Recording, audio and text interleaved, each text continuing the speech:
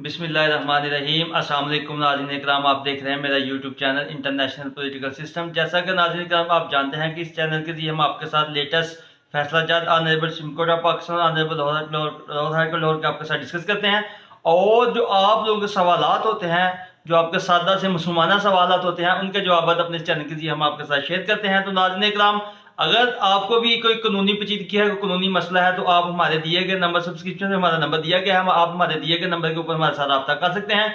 इंशाअल्लाह अज़ीज़ हम आपके जो सवालात हैं उनके जवाब देते रहेंगे। तो नाज़रीन इकराम, आज एक भाई ने मुझे सवाल भेजा है, उस टॉपिक पर हम गुफ्तगू करेंगे कि मेरे भाई ने सवाल किया है कि एक बंदा जो है उसके खिलाफ FIR दर्ज होती है, वो FIR में मुल्ज़म होता है, तो वो उस मुकदमे में अपनी जमानत करवा लेता है, लेकिन जमानत करवाने के बाद भी उसकी उस मुकदमा से जान नहीं छूटती। इसकी क्या वजह है? और फिर जो है दोबारा उसको नोटिस अदालतों से आते हैं और फिर उसको दोबारा जो है वो अदालतों में पेश होना पड़ता है। तो नाज़रीन इकराम, ये बड़ा एक सादा सा सवाल है कि जब भी किसी के खिलाफ जो है कोई FIR दर्ज होती है, कोई किसी FIR का मुल्ज़म होता है, तो जाहिर है उसको फर्स्ट रेमेडी ये होती है कि वो अदालत में जाके, अगर तो वो गिरफ्तार अभी नहीं हुआ तो वो प्री अरेस्ट बेल जो है वो दायर करता है, अगर वो गिरफ्तार हो गया है तो वो आफ्टर अरेस्ट जो है वो बेल दायर जो है वो करेगा।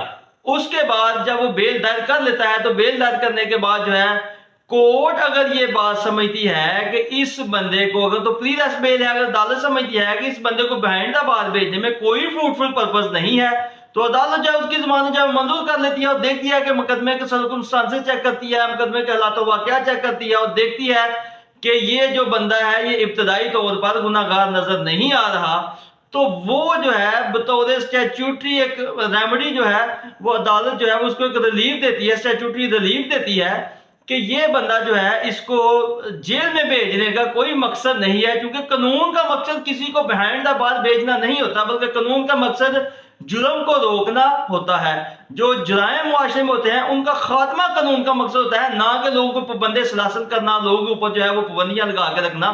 जो बेसिक कानून का मकसद होता है वो ये है कि लोग जो है उनको पाबंदी सलासल करने की बजाय उनको कवानीन के ऊपर पाबंद किया जाए और कवानीन को फॉलो करते हुए जो है वो जिंदगी जो है वो गुजारी जाए। तो नाज़रीन इकराम, जो बेसिक मकसद होता है कानून का वो यही होता है कि लोगों को जो है वो राह रास्त पे लाया जाए और कानून के मुताबिक उनको जिंदगी गुजारने को बंद किया जाए। अब आज का जो सवाल है उसके ऊपर आते हैं।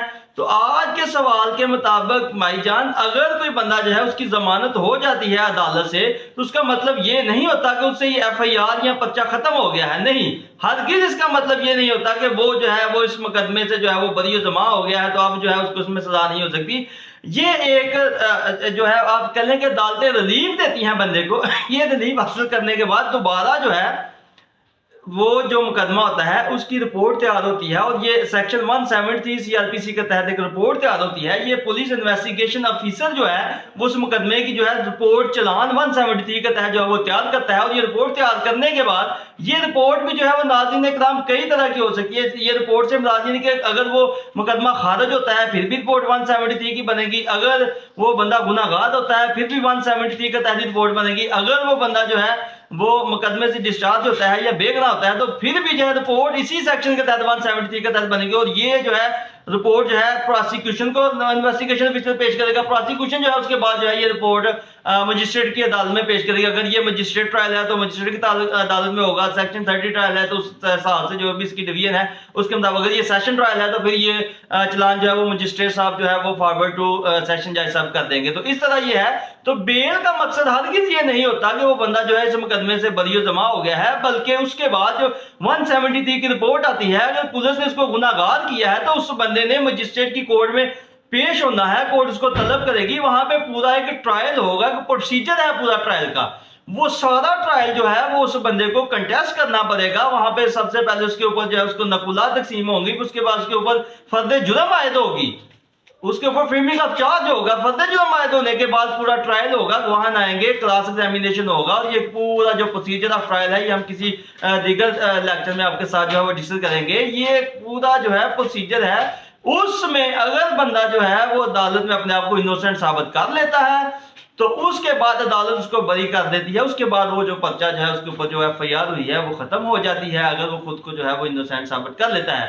और अगर जो है कोर्ट उसको सजा देती है तो फिर उसका जो प्रोसीजर है वो कानून में मौजूद है। तो भाई जान का सवाल जो था उसके मुताबिक मैंने आपको कोशिश की है कि आपको सेटिस्फाई कर सकूं, बेहतरीन तरीके से जवाब दे सकूं। तो इस तरह का ये जो प्रोसीजर है सारा ये अदालतें अडॉप्ट करती हैं और यही पाकिस्तान का कानून है।